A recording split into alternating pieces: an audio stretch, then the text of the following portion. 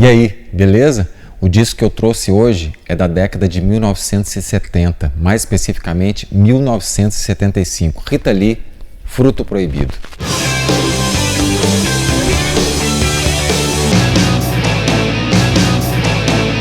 E aqui ela é acompanhada por uma das maiores bandas do rock da década de 70, o Tutti Frutti, que tinha em sua composição, entre outros, o grande guitarrista Luiz Sérgio Carlini e o baixista Lee Marcucci, que depois foi tocar no Rádio Táxi.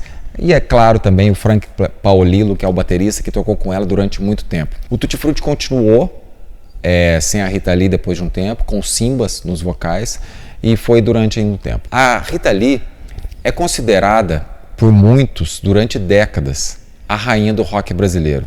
Ainda há controvérsias em relação a isso, porque ela fez rock and roll realmente até o meio da década de 80. Depois disso ela virou, talvez, a rainha do pop brasileiro. Mas nessa época aqui, 1975, ela era, sim, a rainha do rock brasileiro. Esse disco especificamente traz dois dos maiores sucessos da senhora Rita Lee Jones.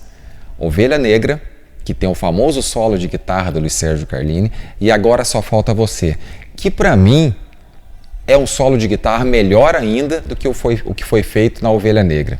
Mas ainda tem outros grandes sucessos aqui, como a música Dançar Pra Não Dançar, Cartão Postal, A Fruto Proibido, esse tal de rock and roll, e Luz del Fuego, que foi regravada na década de 1990 pela grande Cássia Eller, que então era uma das maiores cantoras de rock do Brasil, que infelizmente faleceu. Esse disco aqui, dentro da discografia da Rita Lee, talvez seja o mais importante da década de 70, porque, como eu disse, ainda era rock and roll, com muita influência do rock feito na Inglaterra, principalmente de Rolling Stones, que é uma influência que ela sempre admitiu ter, da turma de Mick Jagger e Keith Richards.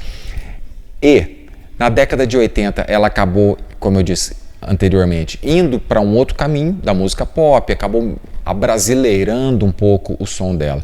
Mas o início dela, basicamente, esse disco, Fruto Proibido, o que vem depois e o que vem antes a esse, são três dos maiores discos do rock brasileiro da década de 70 e de todos os tempos. Vale muito a pena conhecer esse disco. Eu tô aqui hoje apenas com um LP, mas eu tenho o CD também, porque ele foi regravado e remasterizado. Inclusive, agora, recente, saiu uma caixa com 21 CDs da discografia da senhora Rita Lee Jones, casada com um grande músico chamado Roberto de Carvalho.